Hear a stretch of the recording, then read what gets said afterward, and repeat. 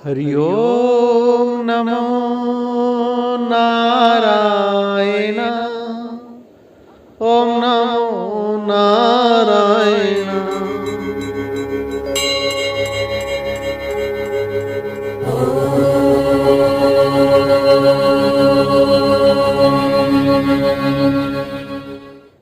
हरि ओम।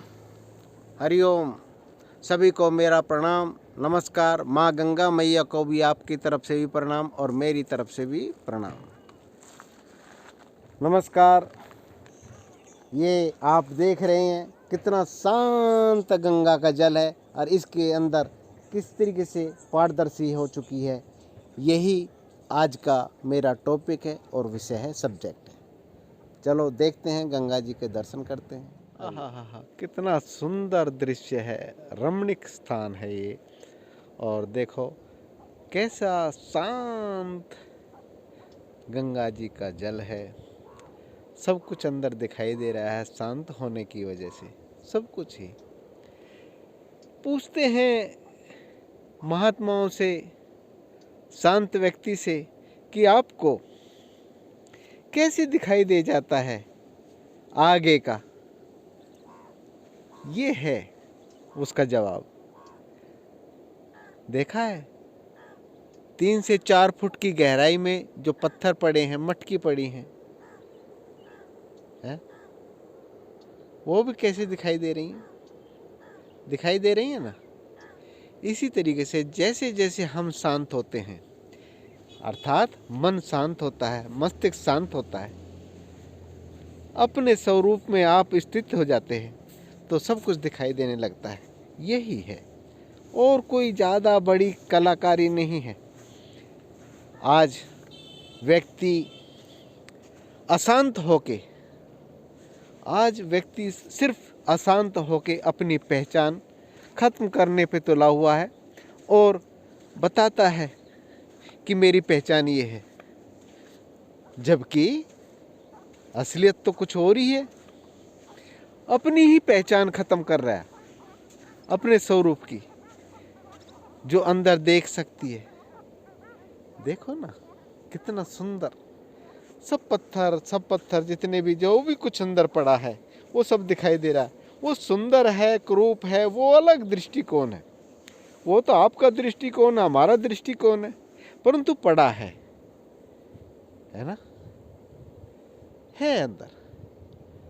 ये कितनी 7 फुट की गहराई होगी इसके अंदर, फिर भी साफ दिखाई दे रहा है। जय माँ गंगे। यही है अध्यात्म। अध्यात्म कोई बाहर की वस्तु नहीं है, ये अंदर की वस्तु है, अंदर की कलाकारी है। आज व्यक्ति ने अपनी पहचान ही खत्म कर दी।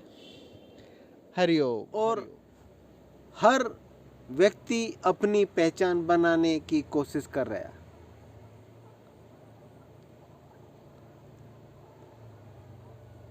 क्या ईश्वर ने जो उसको पहचान दी है वो ठीक नहीं है? उसमें मैं भी कोशिश कर रहा हूं, सभी कोशिश करते हैं इस प्रकार की। चाहे वो अध्यात्म से जुड़ा हो, चाहे किसी महात्मा से पूछो, वो भी अपनी पहचान बनाने की कोशिश करता है। और एक व्यापारी है, वो भी अपनी पहचान बनाने की कोशिश करता है। सभी अपनी पहचान बनाने की कोशिश में ही जुटे हुए हैं। अंतर सिर्फ इतना है, कोई अपनी अंतर आत्मा की जो पहचान है उसकी तरफ बढ़ता है, और कोई भौतिकवाद की जो पहचान है उसकी तरफ बढ़ता है। कोई पहचान बाहर इकट्ठी करता है, कोई पहचान अंदर की इकट्ठी करता है। जबकि हमारा शास्त्र और हमारी जो सिस्टम था वो इस तरीके से डेवलप किया गया था कि आप बाहर की पहचान कितनी ही इकट्ठी होती चली जाए, परंतु अंदर की जो पहचान है वो आपकी खोती नहीं थी। आज सबसे बड़ा दुख का कारण एक है कि हम अपनी खुद की जो पहचान है वो खत्म कर देते हैं आत्मस्वरूप की। जबकि पहले हमारी शिक्षा पद्धति प्रणाली ये ऐसी नहीं थी। ऐसी नहीं थी हमारी शिक्षा प्रणाली कि हम अपनी पहचान ही खत्म कर दें और भौतिकवाद की जो पहचान बनती है, फलाना एमडी, फलाना मैनेजर, फलाना सीईओ और व्यापारी, बिल्डर, दुकानदार, जो एनी कुछ भी छोटा मोटा जो भी है सभी कुछ, वो जो पहचान बन के रह जाते हैं ना, उसी को हम टैग कर लेते हैं और उसी में जीना ज़्यादा पसंद करते हैं। यही विडंबना है। जबकि मैंने देखा है और आप लोगों ने भी देखा है कि जो पहचान है ना वो शरीर तक ही सीमित रहती है। जब वो व्यापारी शरीर को छोड़ के चला जाता है तो कहते हैं मेरा चला गया, और वो फिर दोबारा से व्यापार शुरू कर देता है दूसरे शरीर में, माता के गर्भ में धारण करता है, वो दूसरी पहचान बनाना शुरू कर देता है। उसके वो तो भोगों के और कर्म के आसक्ति के कारण है, वो तो उसके भोगों और कर्म के अनुसार ही उसको शरीर मिलता है और वो पहचान बन जाती है उसकी। फिर से वो कोशिश करता है। अगर किसी मनुष्य शरीर के अलावा किसी और शरीर में चला गया तो वहां पे कोई पहचान नहीं बना पाता, क्योंकि उसकी पहचान जो बनाई है वहीं तक सीमित है, क्योंकि ज्ञान इंद्रिय वहां पर सीमित है। सीमित दायरे में उसका विज्ञान बढ़ेगा, ज्ञान उसका उसी सीमित दायरे में बढ़ेगा। परंतु मनुष्य शरीर में एक ही ऐसा है कि वो अपनी गति बढ़ा सकता है। और यही मेरा विचार है और यही मेरा टॉपिक है आज का, कि भाई जो पहचान बनाई जा रही है ये पहचान बनाए रखो यार। ये जो इकट्ठा करना, धन करना, जो सामाजिक कार्य है ना, उनको तो करो आप। थाईलैंड जाओ, इंग्लैंड जाओ, यूएसए जाओ, कनाडा जाओ, ऑस्ट्रेलिया जाओ, जहाँ पे भी आप लोगों को जाना है जाओ, परंतु अपनी पहचान खत्म करके नहीं, धन की आसक्ति में नहीं। अपने स्वरूप को जरूर पहचानो कि मैं हूं क्या। इस शरीर की जो ज्ञान है इसको जरूर पहचान लो।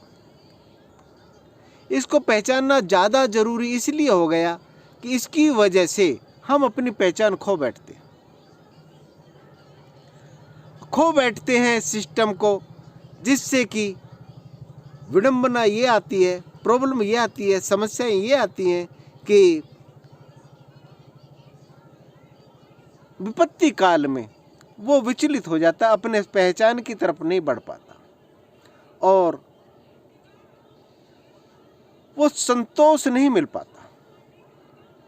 सुखों में भागता रहता, दौड़ता रहता है, संसाधनों में दौड़ता रहता है, परंतु अपने आत्म स्वरूप को नहीं खोज पाता, अपने आत्म स्वरूप को नहीं पहचान पाता।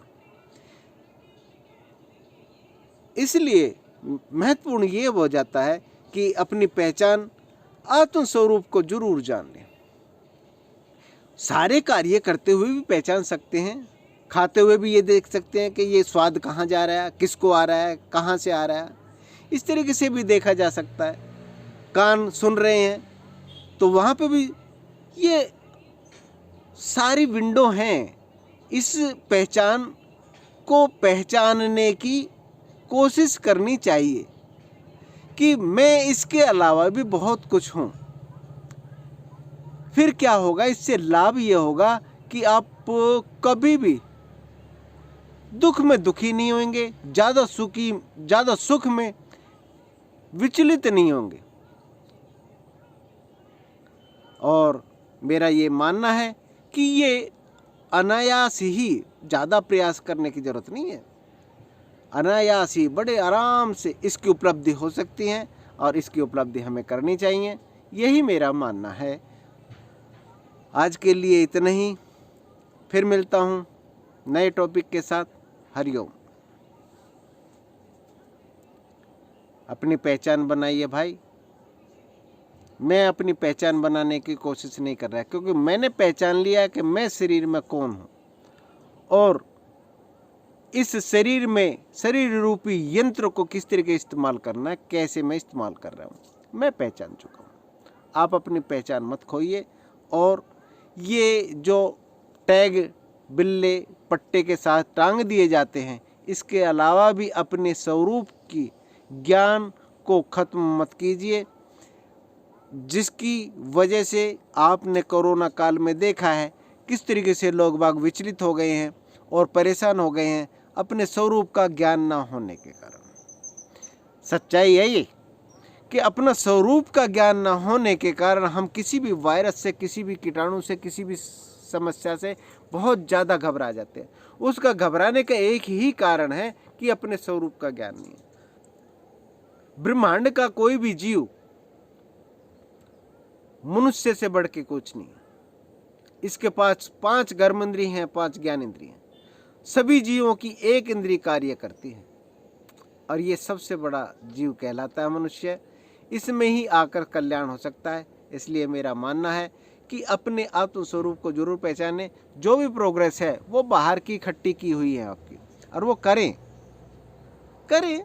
कोई समस्या नहीं है। परंतु जो भी ज्ञान इंद्रिय के द्वारा भोग किए जाते हैं उसके पीछे कौन कार्य कर रहा है, यह जरूर शोध करें, विचार करें। विचार करना ही आपकी तर्क वितर्क बाहर नहीं होना चाहिए, अंदर होना चाहिए। हरिओम, हरि हर महादेव, हरिओम,